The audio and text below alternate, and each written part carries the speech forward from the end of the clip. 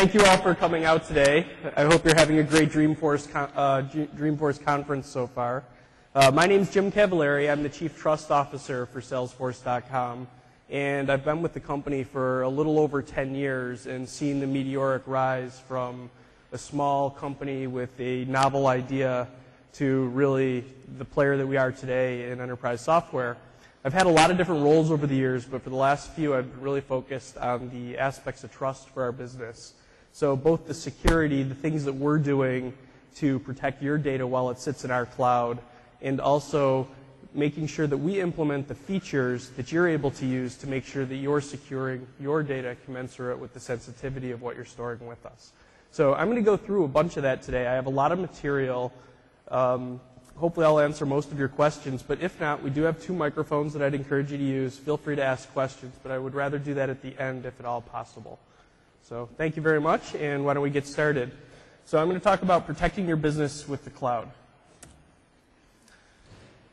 This is sadly becoming a running joke, but the safe harbor statement is important, and you need to make all of your buying decisions based on the features that we have available today. Some of the things we talk about are forward-looking. Thank you. All right, so our agenda today, we're going to talk about a little bit of a cloud security overview. I'm not going to dwell on it too much. Then I'm going to talk about the infrastructure and operational security controls that Salesforce.com is responsible for and that we make available to secure your data in the cloud. We'll then talk about the customer security actions that you can take in the way that you configure your orgs to be able to store your data securely in that cloud. We're going to talk a little bit about malware and phishing because that's a very important threat today in the social engineering. And then I'm going to talk about the different resources that are available to you as you're making the decisions on how to secure your org. So first, what is trust? In our world, trust means having high security. You heard Mark in the keynotes talk a lot about ISO 27001. That's something we're very proud of. It's a very difficult security achievement to get. But it's not the only thing that we do, and I'm going to take you through a bunch of the things that we do from our security program. Trust also means having high reliability. Reliability is very important, making sure that your data is available to you when you want to use it. And then also having high performance. The data needs to come back to you quickly when you want to retrieve it. We believe that cloud computing can even improve security. It's democratic. There's a broad set of security features. We make them available to all of our customers across all the editions of the service. And all of our customers benefit from all the security enhancements that we're building into our service on a daily basis. Our features are flexible. Security usability is very important. We want to make sure that you use the features that are available to you and that you match them to the sensitivity of the data that you're storing. We don't know what data you're storing with us, so it's important that you understand your data and how to protect those information assets. And our security features need to be simple. You benefit from the economies of scale and the economy of speed that we have. When we patch a vulnerability, we patch it for all of our customers at the same time, which is a fantastic thing for you. It removes all the patching headaches that you have. Also, the features that we're building for you need to be simple for you to use and to deploy. You've seen this slide throughout the presentation. We have a number of different clients. We have our multi-tenant kernel, and then we really have the world's first real-time infrastructure cloud. And it takes into account our 27001 security, reliability, availability, performance, sandboxes, Salesforce to Salesforce, et cetera. You saw that in the keynotes. I'm not going to dwell on that again here, but it is something that's really important to us. We have a security strategy, and it's kind of a 2-pronged approach. One is from our operational standpoint. That's the security that we run inside of Salesforce.com for how we conduct our business. We take a defense in-depth approach, making sure we have a layered approach to security, both with our personnel, segregation of duties, and the tools that we implement. We have a commitment to the investment in security. We can make an investment in a security tool or a security process or security personnel, and we can leverage that across our entire customer base. That's something that's very different from the way that you can run security inside of your own companies. We're transparent about security. We tell you what we're doing. We have security information available to you in a number of different places, and I'm going to talk about that later in the presentation.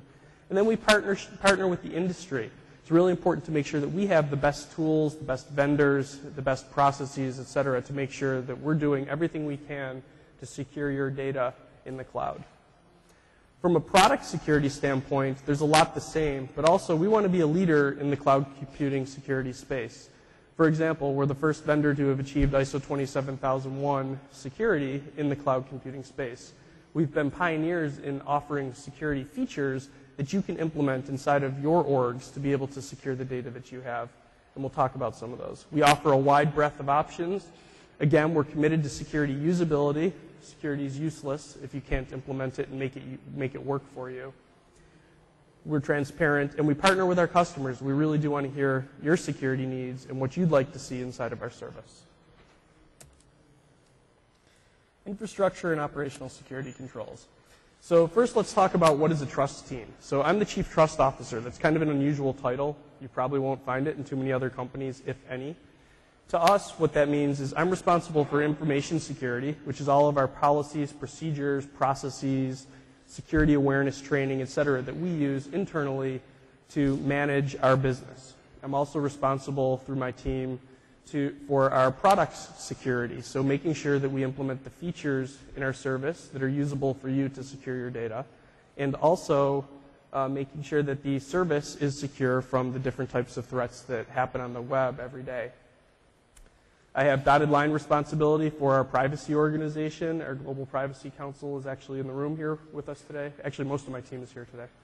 But so global privacy, that's all the notice and transfer and consent rules that apply to the various different industries in which we operate and all the different geographies in which we operate. I have dotted line responsibility for corporate and physical security, so people call that the guns, guards, and gates. So badging systems, visitor badging systems, physical security for the data centers. Enterprise risk management, that kind of defines itself, and that also includes business continuity planning. And then our technology audit and compliance team, which is really out there doing management testing of the control frameworks that we put in place, leading our customer audits, leading our partner audits, and working with third-party certification bodies. We've built an information security management system based on the ISO 27002 framework. We've implemented 127 of the 128 controls, and those apply to all our worldwide data centers and all our global offices. So we have a very large certificate of applicability attached to that, and that's a really huge achievement to be able to do that. Our board and executive committee are very committed to security. We report to the nominating and governance committee and also to our board audit committee, and there's relationships directly into our CEO and into the governing board of the whole company. The different things that we do in information security, starting out on the web, some of these you would expect and some you probably aren't aware that we're doing. But transmission security, everyone knows what SSL is. We make sure that SSL is encrypting every transaction, every interaction that you make with our service, whether it be through the web browser or through the API. We're also responsible for network security. From a network security standpoint, we've implemented stateful packet inspection firewalls in multiple layers of our infrastructure. They're definitely on the perimeter. They're also on our management network, and they sit between the application servers and the database servers. And all of this information is aggregated into a security management system that we monitor for you.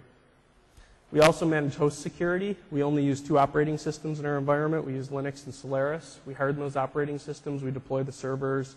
We make sure that all the hosts that are transacting the transactions that you're running on our service or storing the data that you're storing in our service are also kept secure. We only use a couple different programming languages. We use Java, PL SQL, and very, very little native code. It means that we're running everything in VMs, primarily like the Java virtual machine. And that also helps with our security and the ability to secure our service. Database security is done by, that's a virtualization that we've built in our application layer. So there's kind of 2 aspects to database security. One is the way that we are handling all the data that you're storing in our service, the way we virtualize it, the way we segregate our Oracle databases to store your data within tables that only you can retrieve the data. Then there's also the way that our DBAs exist and manage the service and the way that we operationally control that through a number of different tools that we use. Data center security, we're responsible for the 24/7, 365, 24/7 security of the data centers themselves, making sure that the biometric scanners are in place, that the data centers have the correct physical security controls, that they have the right camera systems, that they have the right environmental controls to make sure that backup power, air conditioning, all of those different tools make sure that the availability of our service stays at what it can be. And finally, we back that all up with 3 global data centers: our primary production facility in California, our disaster recovery facility on the East Coast, and then our new Singapore data center.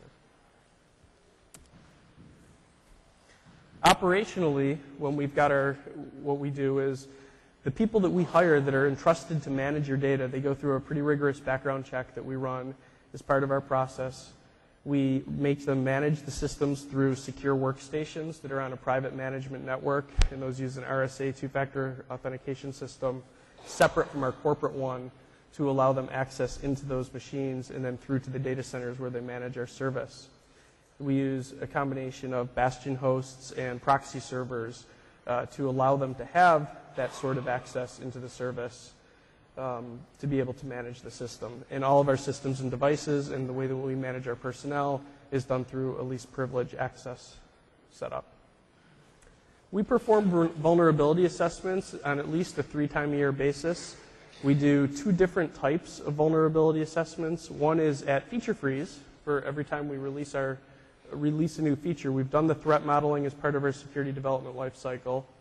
We do the security testing, and then we also bring in third-party white box hackers to basically come through and help us evaluate the security of those features before they get released to the general public. After we've done a release of our service, we also commission on a rotating basis vendors to do third-party network threat assessments of the application. So they come in and look at the OWASP top 10 type vulnerabilities and do an assessment of what we have done both at the network and at the application layer to make sure that what we are doing is securing the application from cross-site scripting, cross-site request forgery, SQL injection, various different flavors of web threats that exist.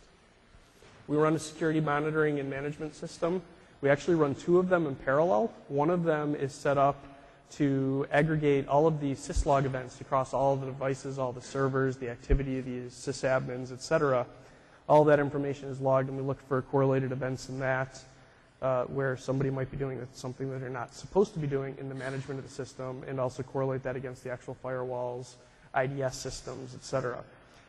We run a second and parallel system of our security event management system, which is aggregating the application logs for certain, looking for certain events. So, for instance, an example might be if there's a compromised set of credentials or a series of compromised set of credentials through malware, we might see a single IP address try to log into multiple orgs rapidly over a series of a few minutes, trying to see if those credentials work. We're trying to detect those sorts of things to see if somebody's credentials have been lost through some sort of malware, phishing attack, et cetera, so that we can help our customers to remain secure on their end. Obviously, everything we're doing is about detection, but things happen sometimes, and when those things happen, I'm not sure why this is booming. When bad things happen, it's important that we have the ability to respond correctly and that we can provide the forensics. And we have the ability through my security team to help customers when they've had security challenges with our service, and also to make sure that in the event something does happen, that we have the various response plans in place with our internal teams, and then also to work up through getting the forensics and making sure we understand exactly what happened. All of this is led through our information security management system to have attained a great set of certifications that are applicable to all of you in your use of our service. So I mentioned that we're ISO 27001 compliant. We've been that way for about 18 months now. We undergo an annual review on that, and that applies to all of our offices and data centers. We also have been SAS 70 Type 2 and SysTrust. SAS 70 Type 2 examinations are done by our third-party independent auditors, and SysTrust is done at the same time. We've achieved those, I think, for the last 5 years.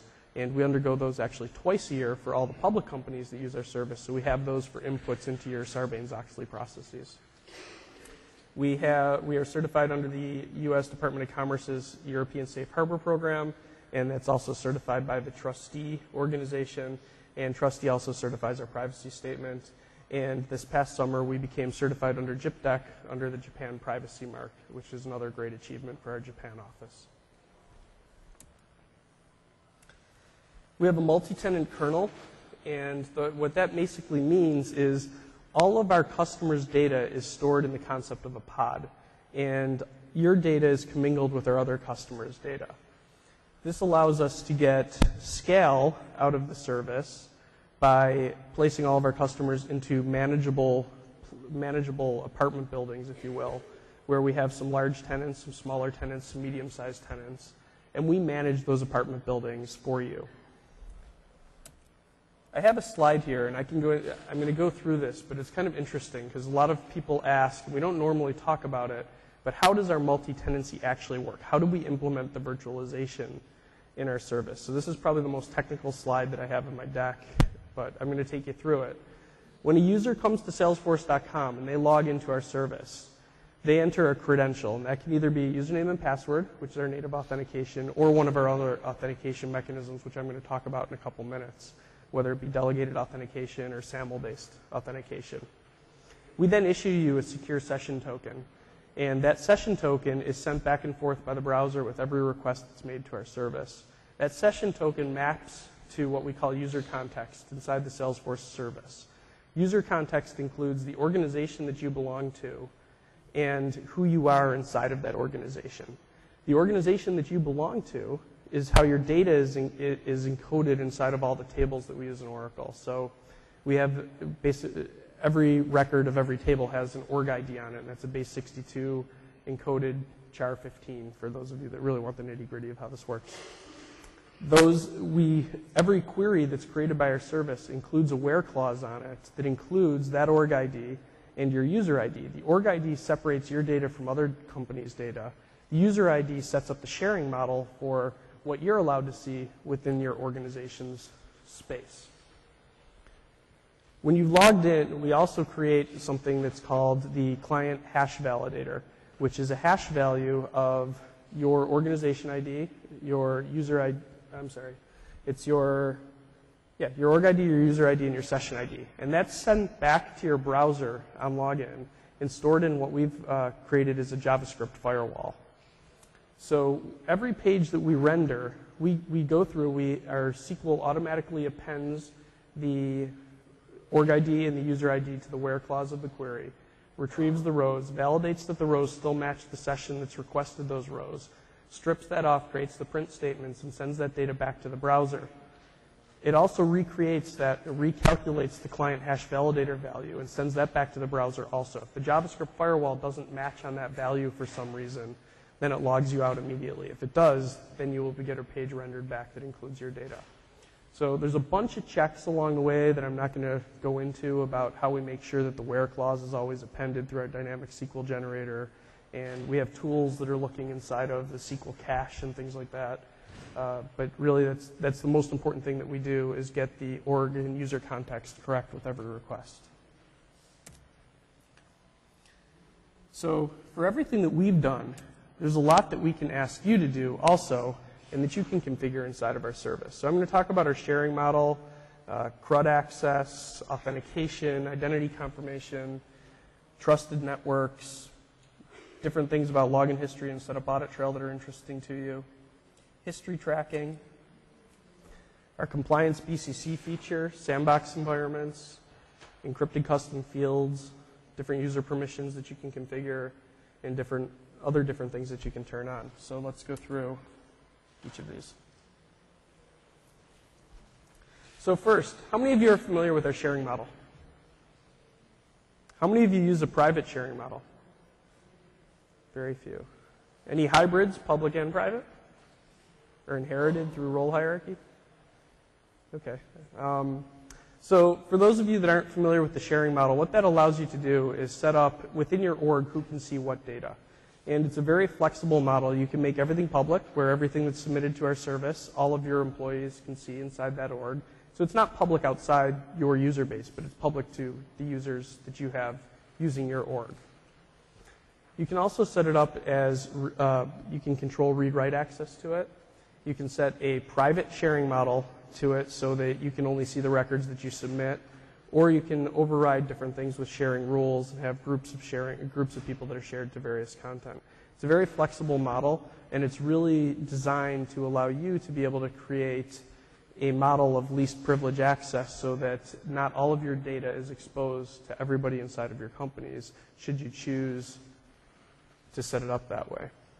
You can also set things up so they're controlled by the parent. It makes things a little bit easier, so basically the security model gets inherited.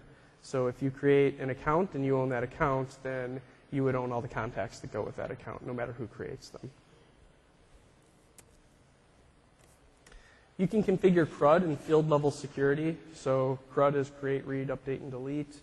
These are features that can be tied to profiles, and you can set these features on all of the different objects in the service. So again, you can assign users to groups of profiles, and those profiles can have these CRUD privileges that may or may not allow those users to actually edit those fields or to be able to change them, create new ones, etc. So depending on somebody's role, they may or may not need that level of access. We have a configurable authentication service inside of our service. So all of you have seen our standard password. We allow you to configure your password history, password expiration, password complexity. And I'd encourage all of you to go in and take a look at these settings. It's worth looking at these once a quarter and making sure that these are still commensurate with what you're trying to store inside of the service. There's also ways to set invalid login attempts, etc. But this is all for you to be able to configure your password policies inside the Salesforce service. For those of you that are not interested in using our authentication, we have a feature for delegated authentication where you can send a secure SOAP packet to your own delegated authentication server that you expose to the internet. And we will send the username and password there, and your server will determine whether or not to grant somebody access to our service. This allows legacy enterprise single sign-on. There are some customers using it. It's kind of an interesting feature, but really it's been supplanted by our support for both SAML 1.1, and now we also, I'm excited to say, support SAML 2.0. And if you're going to implement single sign-on, really, SAML is a great way to do that, and I'd highly encourage you to talk to my security team or to our product managers about our partner programs around SAML, and also there's some people downstairs, or not exactly sure where the developer lounge is, but there's people there that have been talking about it, and then also downstairs in the Salesforce.com area of the expo floor. We have a feature that we implemented 2 years ago called identity confirmation. How many people in here know what identity confirmation is? Wow. So identity confirmation is enabled by default for every org that uses Salesforce.com. And even if you don't know what it is, you probably at some point have seen it in action. And basically what it is a tool that if your credentials are stolen through a phishing site for some reason, you end up on a malware-infected site, you enter your username and password, those are stolen. What happens is, if we don't recognize your browser when you're coming into Salesforce.com, rather than just granting you access with the username and password. So if a thief was trying to use your username and password from somewhere else and they try to log in, and we don't recognize that you've come from that location before, then what we're going to do is, rather than let you in, we're going to send an authentication token to the email address that we have on file for that end user. When you only then, so the bad person would have to have also gotten into your email, which, depending on how you're set up, hopefully you don't have the same passwords, or maybe it's managed differently, etc. But the legitimate user would, to authenticate their machine, would log into their email, click on a link in that email which sets a token, and at that point that machine is now recognized by us and it allows you to log into our service.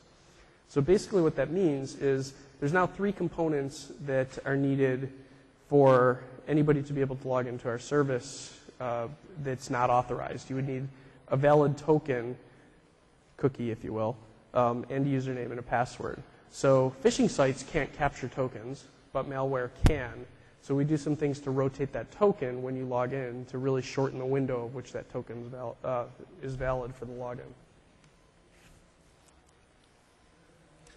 We also offer 2 different trusted network features in our service that can really help with the security of the way you use our service. And one of those is IP range restrictions. And IP range restrictions can be configured in editions that have profiles by hanging them off the profile, and editions that don't, they're set globally for your organization.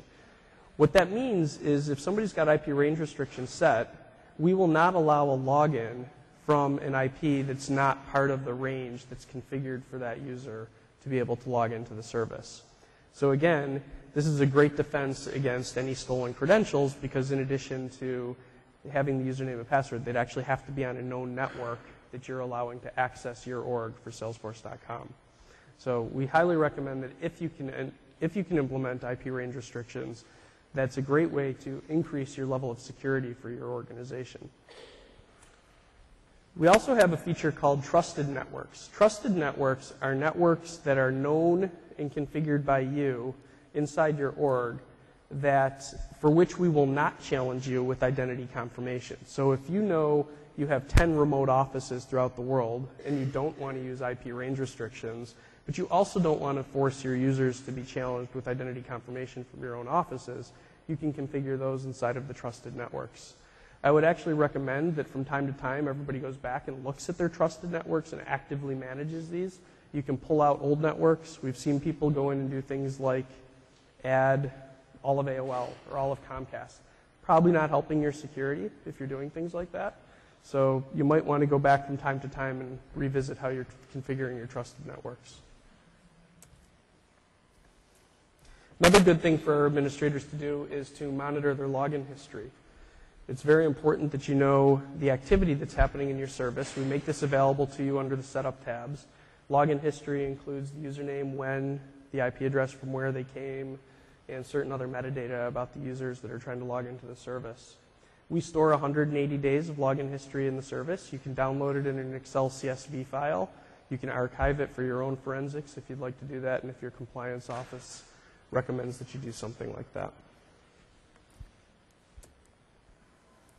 We also have a setup audit trail that's the same sort of thing. We record just about all of the system changes into the setup audit trail. So people changing profiles, people adding new users, removing users, exporting data, configuring new AppExchange packages, things like that go into the setup audit trail. And again, in organizations where you may have a number of administrators doing various different things, managing your service, it's important for somebody to be paying attention to the setup audit trail to be able to see what's being done over time inside of your organization. And again, there's 180 days worth of audit history that's available to you for download.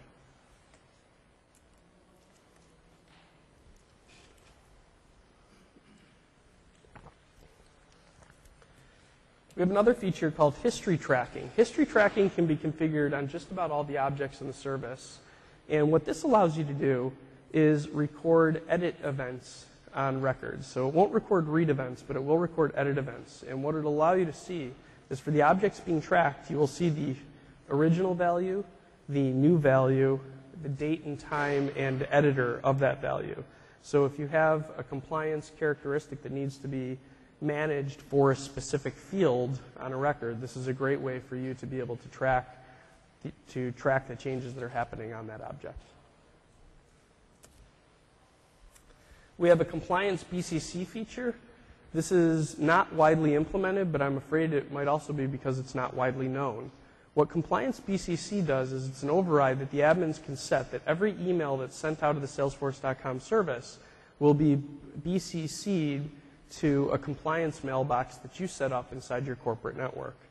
So what this allows you to do is implement data loss prevention tools in a monitoring mode. They won't actually be able to prevent the email from going out because they're not in line. But it allows your compliance folks to be able to see what's actually being sent out of the service when they're using the mail server that exists inside of our service. So if you're already running compliance monitoring tools on your corporate network and watching the email that's leaving your corporate network, you should also be watching what's leaving Salesforce. And the way you do that is you configure a mailbox that's being monitored in the same way, and you run the compliance BCC feature to make sure that all those emails are being copied and monitored by that same tool.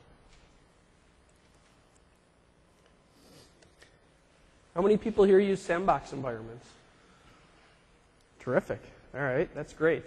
So Sandbox is an environment that allows you to build your test environments. Some people do training out of them. And you saw today that we're going to have the push button move from the Sandbox development environment into the production environment, which I think is a fantastic feature and will really make your lives considerably easier than manually trying to diff what all the changes were and move those over into production. So Really excited that we're able to offer that to you in the near future. We have another feature. Now, this one needs to be enabled by customer support for you, but we do have an encrypted custom field feature that can be used for data that you feel is extra sensitive. So if you're storing fields like social security number or medical ID number or something like that, we would recommend that you talk to support and have encrypted custom fields turned on. There are a few limitations to them, such as you can't search on them, you can't order by or group on them because they're stored in an encrypted format, and those sorts of things don't work very well in encrypted fields.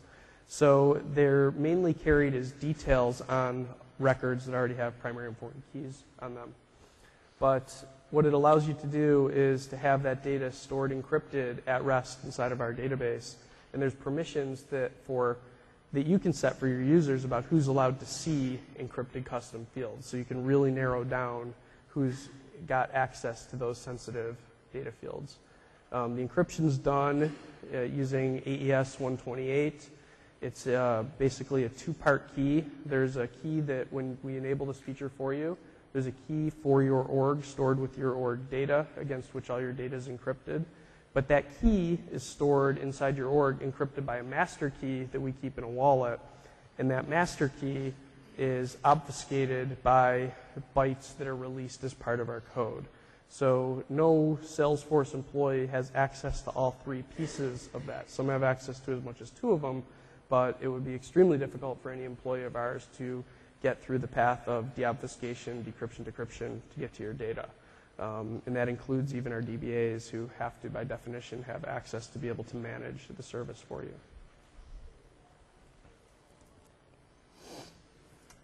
We have a lot of different user permissions. Again, these are tied to profiles, but these are important features that you can use if you don't need a group of employees to be able to export reports. Turn it off. There's no reason to leave that open. If you don't want them to be able to use printable view, you can turn that off. If they're not going to be sending mass emails, you can turn that off. If you don't want to see them to see encrypted fields.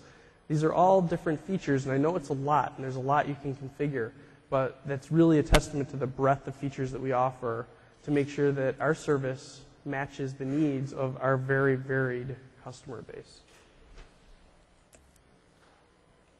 We have another feature that can be enabled by customer support if you're interested, which is to turn on a CAPTCHA feature. And CAPTCHA, I'm sure you've all seen CAPTCHA before, where you have to try to type the crazy looking text in order to proceed. It keeps robots or robotic programs from being able to do things like run an export or run a report. So if you enable CAPTCHA, then you can have it that protects against some types of malware in the event that one of your machines was infected. And this would get injected, the CAPTCHA would get injected before reports and before data exports. We have integration APIs through our Force.com platform that allow you to automate all of your user management. One of the questions we often get is, especially from CIOs and other IT executives, is I have a great process to shut off users inside my company when they no longer are with us, but then I find out that they've still been active in Salesforce.com for months after they've left the company. How can I automate that shutdown? Well, through the Force.com APIs, not only can you provision users, but you can also deactivate users. And at the very least, as part of your deactivation procedures, you can tie in deactivating Salesforce.com users at the same time. And I'd highly encourage you to take a look at that. Another interesting feature that we have that you can choose to use is Apex callouts and outbound messaging. So if you're running a security event management system or some type of logging system, and you're interested in getting, for you, alerts as messages that are collected in that log collection system, you can create triggers on insert, update, delete, or undelete events that will send an outbound message from our service that can then be captured by your event management system and logged on your side and then correlated against other things that are happening inside your environment.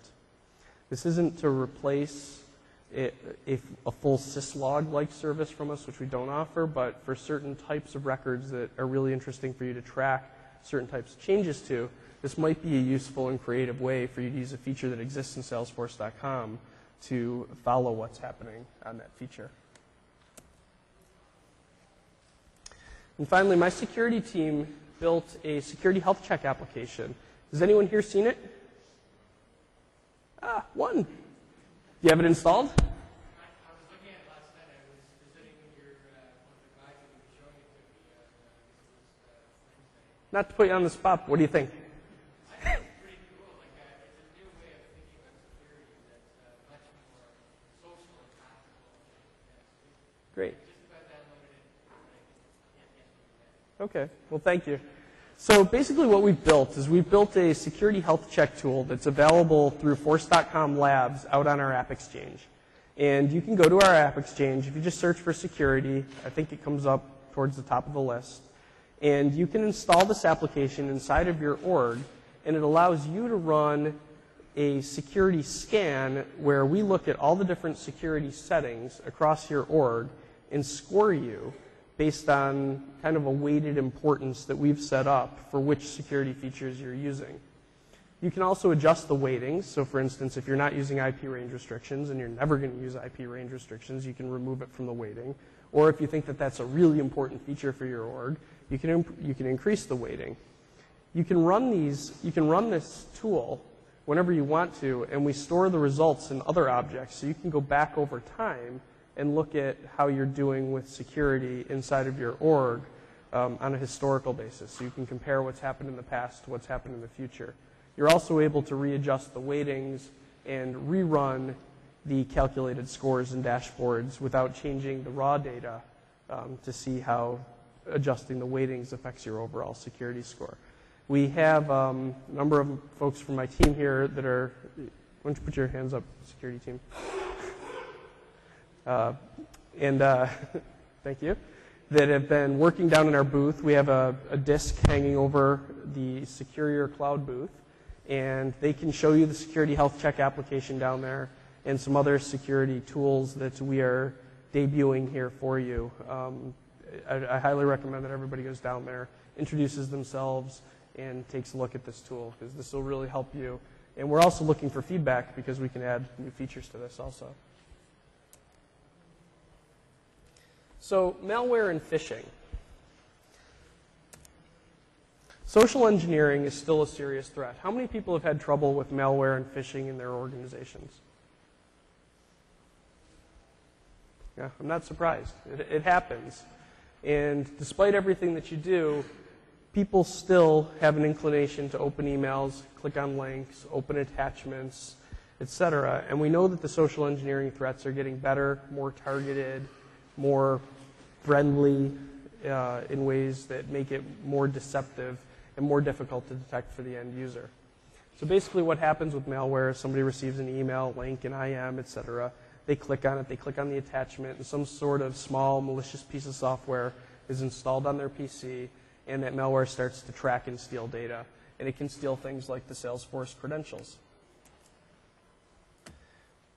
We don't have any control over your end user systems. So it really requires that our customers be diligent about how they're protecting end user systems. We highly recommend you update to the latest browser versions. The latest browser versions are the ones that are getting the most attention for security. They have the best rules for detecting bogus sites.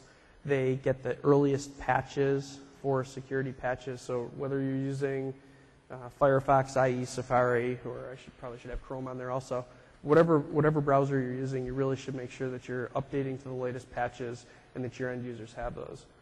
It's also a great idea to try to deploy, from an IT perspective, email filtering technology and try to prevent as much malware as possible from even getting to the end user where the end user has the possibility of clicking on it. So if you can put in edge spam filter gateways and make sure that you're keeping your networks clean that way, that's also a really great approach to protecting against malware. And then finally, if malware does get through all those defenses and gets down to the endpoint, you want to make sure that you have up-to-date anti-spyware, up-to-date antivirus software running on all of your end-user machines.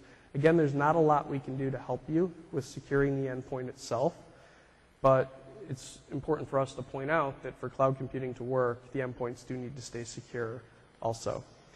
Identity confirmation, which we talked about a little while ago, really does help us in that regard from a server-side perspective, but again, it really does not secure the client. Mitigation on security is a joint effort. You need to educate your users about security. You need to make sure you're securing your employee systems.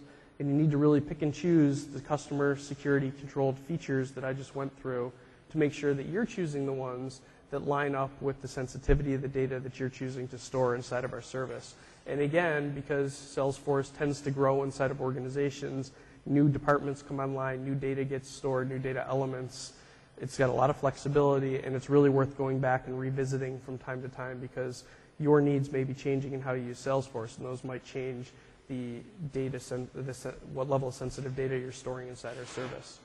Salesforce is also a member of the Anti-Phishing Working Group in addition to the other things that we do, and we work with them on phishing defenses and malware defenses.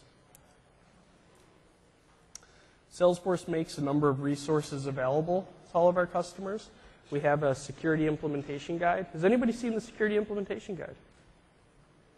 Just a couple people. Okay, that's not good. We need to promote that better.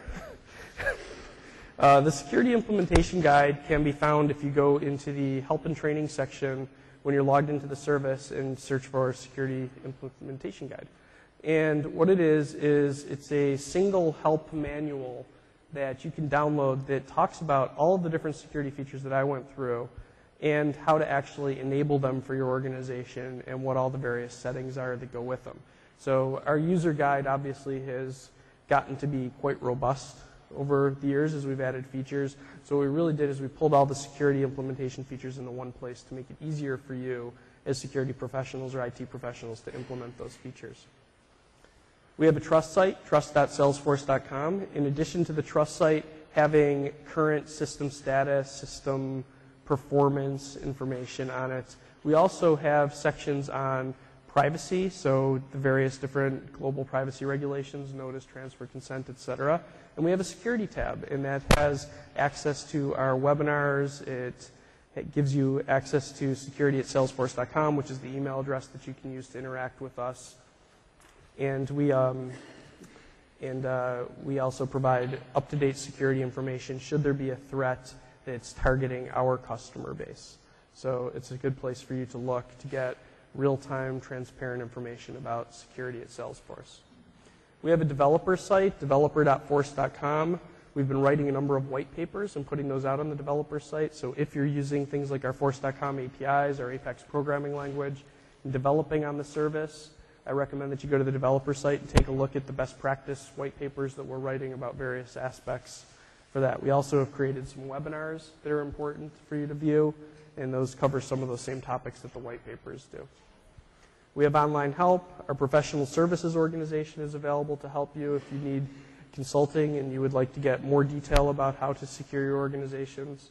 We have AppExchange partner applications. Again, if you go to the AppExchange and you just search for security, you'll find a number of vendors that create other tools that can be used for integrating single sign-on and various other different security-like things that can be done with the Salesforce service. And finally, I mentioned our security health check application, which you can see demoed downstairs. I mentioned the Trust site. This is really a great brand for us, and I really highly recommend that you go and you take a look at it, take a look at the performance, take a look at the security and privacy best practices. And there's some really good information there. We will ultimately get these presentations, this presentation and some of the other collateral we have will be linked from the Trust site also. Thank you very much. That's the topic that I have. I'm happy to take questions at this point. Also, we have an online survey. I'm not sure how many rooms. I haven't looked at other people's slide decks, so maybe you've seen the slide already. But feel free to enter into the online survey, enter to win an iPod Nano. Your first Force.com application is free on us. And we have a word from our sponsor, Aperio, who really is a terrific partner of ours and is sponsoring the IT Executive Track today. So we have microphones in the aisles. Yeah. Could you talk a little bit about security with systems that we integrated with Salesforce? For example, if you're have a button that when you click it, it goes to another system. Just the fact that it is out on Salesforce as a starting point, and how are we, even though it's a HTTP link, is that some kind of, does it compromise our data? So that's one question, and if you can follow up and tell me if you guys would be able to look at through your unlimited support that we have with you, look at our system, do assessment, and validate these things are secured. Okay, so your first question is about outbound links from our service that integrate with other data sources. And the second question was whether we can, through our support organization, help you with a security review. Did I get that correct? Okay. So let's take the first question first. So when you're making a call outside of Salesforce and you're linking out with data, I presume a lot of it's on the URLs if you're doing it through HTML. So as long as you're using SSL in that link to whatever system you're linking out to, then SSL will be protecting it. And whatever happens in that system that's receiving the data, that's up to whomever's created that system and how they've secured the application. For the Force.com APIs, if you're building an integration that's actually coming in and chatting to the Salesforce service from the outside, then there are some best practices about how to set up those integration users. So integration users, highly recommend that you put an individual user for an individual application, for an individual integration on a specific profile. That profile should only come through one gateway, so you should IP range restrict that, time of day restrict it to when that integration runs, set the CRUD level access and field level access and all that appropriate for just that integration, et cetera. But that's a little bit different than what you were asking. As far as the security assessment, one, I would encourage you to install the Security Health Check AppExchange app and take a look at it. It's pretty straightforward and pretty self-service. If that's not enough, then my team would be happy to talk to you, or also through customer support and our customer success managers. They have some training to be able to go and take a look at your security settings and make recommendations for you. Thank you. Yeah, thank you. Do you have any plans in the works to seek PCI compliance certification? So PCI, so the question is, do we have any plans for PCI compliance? So PCI comes up from time to time in discussions with our customers. And it is something that we are looking at, but we are not compliant with today. And we've gone through an external gap analysis. We are prioritizing how we would close some of those gaps with other things that are important to our customers. As you can imagine, we ourselves, we're not an e-commerce site in the fact that we don't really transact credit card information. Much like we're not a healthcare provider, but there's obviously a lot of different regulations that affect a lot of our customers, and it's a constant prioritization of those and which ones we want to take on and make sure that we can remain compliant with over time. So PCI is definitely something that's in conversation in our office, but I can't say that there's any target timeline for it yet. Thank you. Sid? For outbound messaging, if you are making a call to an external hosted service, how do you make sure that the request is from that particular host? Because you don't import any... I'm sorry, I can't hear. There's a horrible echo. Hello. Can you hear me now? Yeah, why don't you just come up and tell me and I'll repeat the question? I'm sorry. It's just echoing off this wall. Yes.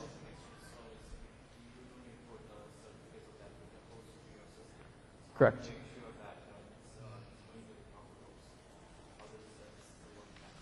Yeah, so the question is with outbound messaging, how do you support two-way SSL, basically? So for Apex callouts, when you configure them, there is the ability to set the certificate. So you set both the URL that we're making the call out to, so where we're going to make the call to, so that's set inside of your organization. And then what certificate we're going to present to your gateway is also something that you configure inside of your org for that call out. So that's where the authentication comes from.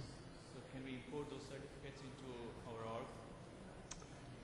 So you provide the cert to the integration. So you're generating that cert. So you've already got the public side of it. So you don't need to really import anything from us. It's just the way you configure outbound messaging to do that. Thank you. I noticed with Chatter that there's going to be a channel that allows information to come in from Twitter and Facebook. And I was wondering, I was dreaming about shooting email in our company. But one of the things that we struggle with is spam coming in. So we have a service that actually stops that from coming in. So I was wondering whether you guys are going to have a similar kind of service to help us prevent our, the influx of a flood of crap coming in from public environments. So that is not something that we've considered at this point. Have you heard, Robert, anything about potentially blocking public social network spam from Chatter?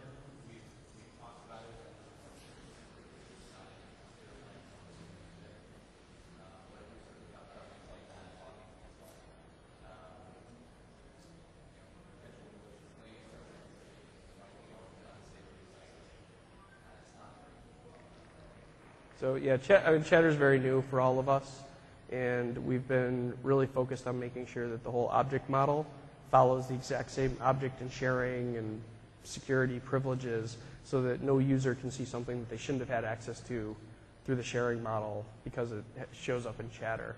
But at this point, the integrations with the outside is something that we still need to work through. So, thank you. Question? I have two quick questions. One's regarding HIPAA and the other one's regarding two-factor. I saw during the keynote that United States Army is one of your customers, and I believe the DoD requires two-factor authentication. For a company that's looking to partner or has contracts with DoD, besides hard token, I know it's two factors: what you have, what you know, and what you have, I guess. Mm-hmm. And what you know, I guess, is the password, and what you have could be a token of some sort. I'm familiar with Salesforce's token. If they don't recognize your computer, they make you authenticate. Is that considered the second piece of that, or no? Or it depends on. So from your perspective, probably not. They are probably actually looking for an actual physical token, whether it be generated by a token generator that's running in software on a BlackBerry or iPhone. So more of a hard token then. Yeah, they're probably looking for a hard token. Our identity confirmation is a second token, but it's not quite as robust as the what you have type token. It's something. We have lots of partner apps that can solve that, though. We have great partnerships with companies like Ping Identity Ping Identity, TriCipher.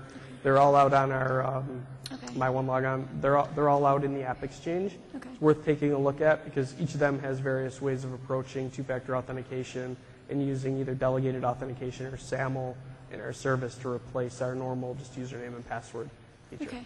And the second question regarding HIPAA, I think you kind of mentioned earlier with the other question regarding PCI. As more and more laws and regulations are being passed for more healthcare providers to move to electronic records, there are a lot more, I think, companies out there that want to be able to put their patient information in the cloud. Mm-hmm. I'm not sure how big your customer group is in the healthcare and life science arena, but have you had any customers that have been HIPAA audited, or have you? So we actually have a number of customers in the healthcare space, quite a few, right. And they are subject to the HIPAA regulations. Right. So up until the HITECH Act in February, our approach had always been to offer the features and functions that were necessary inside of our service for healthcare companies to be able to configure their org in such a way that they could meet the HIPAA requirements. And then they also signed a business associate agreement with us to be a data processor on their behalf. That's changed a little bit with the HITECH Act and some things that are going into place in February. And Lindsay Finch, who is in the back and is our Global Privacy Counsel, and I are working through what changes, if any, we need to make to make sure that we remain compliant for them. But we definitely have healthcare providers using our service. We're looking at applications out there, and I'm a big force pusher.